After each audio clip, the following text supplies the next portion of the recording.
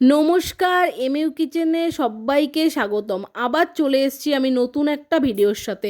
আজ আপনাদের আমি বানিয়ে দেখাবো পুঁটি মাছের পাতুরি। দেখুন, প্রথমে আমি পুঁটি মাছগুলো নিয়ে নিয়েছি। ধোয়ার আগে আপনাদের দেখিয়ে দিচ্ছি ভালো মতো। দেখুন কত সুন্দর মাছগুলো, তাই না? চলুন দেখুন, আমি ধুয়ে বেছে কেটে নিয়েছি মাছটা ভালো মতো। আপনাদের দেখিয়ে দিচ্ছি ভালো করে। এবারে আমি হলুদ দিয়ে দিচ্ছি মাছটায়, এরপর নুন দিয়ে দিব। নুন হলুদ দিয়ে ভালো মতো একটু মেখে নেব মাছটা। তারপর এর মধ্যে আমি কাঁচা সর্ষের তেল দিয়ে দিচ্ছি। দেখুন, দিয়ে দিলাম। ভালো মতো এবার মেখে নেব। দেখুন, আসলে আমি বাটিটা ছোট নিয়ে নিয়েছি, তো তার জন্য একটু মাখতে সমস্যা হচ্ছিল। চলুন, মাছটা আপনাদের দেখিয়ে দিলাম ভালো মতো মেখে। এবার বাটাটা করে নিই। প্রথমেই আমি মিক্সির জার নিয়ে নিয়েছি, তার মধ্যে গোটা সর্ষে দিয়ে দিয়েছি, মানে কালো সর্ষে। তার মধ্যে ছাড়িয়ে রাখা রসুন দিয়ে দিলাম। দেখুন, পরিমাণ মতো যতটা লাগবে। এরপর দিয়ে দিলাম 4টা কাঁচা লঙ্কা। লঙ্কাগুলো ঝাল বলে আমি কম লঙ্কা দিয়েছি, আপনারা চাইলে বেশি দিতে পারেন যদি ঝাল কম হয়। গোটা জিরে দিয়ে দিলাম। এবারে একটু সামান্য পরিমাণ জল দেবো, বাটাতে যতটুকু প্রয়োজন হবে, যেহেতু মিক্সিতে বাটছি। ঠিক আছে, দেখুন দিয়ে দিলাম। এরপর ঢাকা দিয়ে দিয়েছি। দেখুন বাটাটা কমপ্লিট হয়ে গেছে। আপনাদের বাটাটা দেখিয়ে চলুন এবার মাছটা একটু ভেজে নিই। দেখুন, মাছটা ভাজার আগে আপনাদের দেখিয়ে দিলাম। এরপর কড়াইতে সর্ষের তেল গরম করে মাছটা দিয়ে দিলাম ভাজার জন্য। আমি কিছুটা মাছ ভেজে নিচ্ছি, কারণ আমাদের বাড়িতে এই চুনো মাছ ভাজা বা পুঁটি মাছ ভাজা সবাই খেতে ভালোবাসে, তার জন্য। আর আমি শুরুতে যে সর্ষের তেল দিয়ে মাছটা মাখলাম, যাতে কড়াইতে মাছটা লেগে না যায় ভাজার সময় বা রান্না করার সময়। ঠিক আছে, দেখুন মাছটা আমি লাল লাল করে কড়কড়া করে ভেজে নেব। কত সুন্দর লাগছে না দেখতে? আর যদি আপনারা কড়কড়া না করেন, তাহলে খাওয়ার সময় দেখবেন কাটা লাগার ভয় থাকে গলাতে। ঠিক আছে, দেখুন আমি মাছটা ভালো মতো ওলটপালট করে ভেজে নিচ্ছি।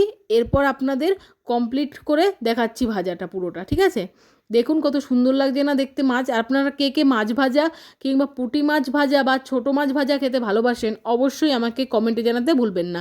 দেখুন আমি মাছ ভাজা করে নিয়েছি, হয়ে গেছে ভাজাটা। এবার একটা থালা নিয়ে নিয়েছি। এবার মাছগুলো আমি নামিয়ে নিচ্ছি থালার মধ্যে। চলুন এবার আসল রান্নাটা করে নিই। প্রথমে আমি পেঁয়াজ কুচি করে একটু ছাড়িয়ে নিয়েছি পেঁয়াজগুলো, যাতে মাছটার সাথে মাখতে পারি ভালো মতো। দেখুন আমি মাছটা আপনাদের দেখিয়ে দিচ্ছি। এবার ধনেপাতা দিয়ে দিব। আর পাতুরি বানানোর জন্য আমি কি কি উপকরণ নিচ্ছি আর কিভাবে করছি, পুরোটা দেখবেন, স্কিপ করে একদমই চলে যাবেন না, নাহলে বুঝতে পারবেন না। ঠিক আছে, দেখুন আমি সবুজ সবুজ সুন্দর ধনেপাতাগুলো নিয়ে নিয়েছি মাছের সাথে। এরপর একে একে দিয়ে দিব পেঁয়াজ কুচি। দেখুন দিয়ে দিলাম। এর মধ্যে আমি আরও একবার হলুদ দিব, যাতে এই মশলাগুলোর সাথে যখন আমি মাখবো হলুদটা যাতে কম না হয়। ঠিক আছে, যদি কম হয় কোনো অসুবিধা নেই, কিন্তু বেশি হলেই সমস্যা যদিও। তবে একটু পরিমাণ মতো না দিলে রেসিপিটা ভালো হবে না আর রান্নাটাও টেস্ট হবে না। দেখুন বেটে রাখা মশলাটাও আমি দিয়ে দিলাম। এবার পরিমাণ মতো নুন দিয়ে দিলাম। এবার ভালো মতো সর্ষের তেলও দিয়ে দিয়েছি কাঁচা। দেখুন এবার ভালো মতো করে মেখে নেব, যাতে রেসিপিটা টেস্ট হয়। মানে যদি আমি মাখাটাই খারাপ করি, তাহলে রান্নাটা একদমই ভালো হবে না। আর আপনারা পুরোটা না দেখলে একদমই বুঝতে পারবেন না।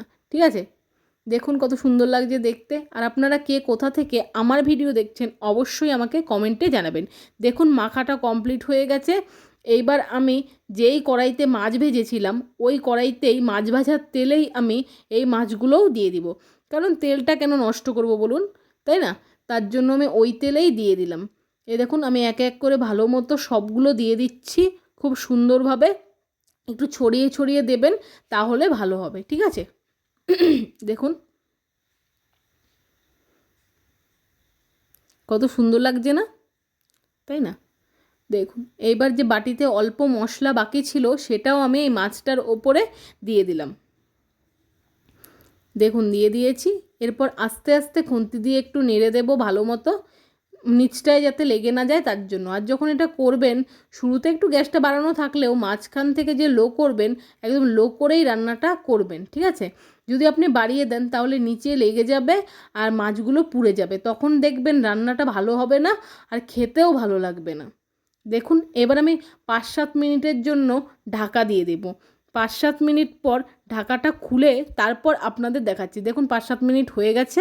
এবার আমি ঢাকাটা খুলে আপনাদের আরও একবার নেড়ে দেখাচ্ছি। কত সুন্দর লাগছে না দেখতে? আমি যেইভাবে নাড়ছি সেইভাবেই আপনারা নাড়বেন। ঠিক আছে, না হলে ভালো হবে না খেতে। ঠিক আছে, আর যদি নিচে লেগে যায়, আমি তো আপনাদের আগেই বললাম যে রান্না যদি একবার নিচে পোড়া লেগে যায়, তাহলে খেতে একদমই ভালো হয় না, তাই না? দেখুন, আর মাছগুলো আপনাদের কেমন লেগেছে অবশ্যই আমাকে কমেন্টে জানাবেন। আর আপনারা প্লিজ আমার ভিডিও দেখবেন। আপনারা কিন্তু আমার ভিডিও খুব কম দেখছেন আজকাল, আমি দেখতে পাচ্ছি। কিন্তু আসলে মাঝখানে কিছু অসুবিধার জন্য আমি লং ভিডিও দিতে পারিনি, তার জন্য হয়তো আপনারা ভাবছিলেন যে আমি আর ভিডিও দেব না, তার জন্য, তাই না? দেখুন অনেকটা টেনে এসেছে, জলটা যে ছিল মশলার টেনে আসার পর আমি আরও একবার দেখুন আমি ভালো মতো একটু ঝাঁকিয়ে নেড়ে নিচ্ছি মানে কি ঝাঁকিয়ে উল্টে নিচ্ছি যাতে ভালো হয়, তাহলে বুঝতে পারবেন যে নিচে লাগেনি আর একদম তেলতেলা হয়েছে রান্নাটা। দেখুন কত সুন্দর হয়েছে দেখতে। আমি এরপর একটু খুন্তি দিয়ে ভালো মতো আপনাদের দেখাচ্ছি একটু নেড়ে। দেখুন কত সুন্দর হয়েছে। আর হ্যাঁ, চুনো মাছগুলো যদি একটু বড় হতো আর মানে সর্ষে বাটাটা একটু কম দিলে ভালো হতো। আমি একটু বেশি দিয়েছি, অসুবিধা নেই কোনো। দেখুন ভিডিও ভালো লাগলে অবশ্যই লাইক কমেন্ট শেয়ার সাবস্ক্রাইব করতে ভুলবেন না। আর চ্যানেলে নতুন হয়ে থাকলে অবশ্যই সাবস্ক্রাইব করে আমার পাশে থাকবেন। ধন্যবাদ।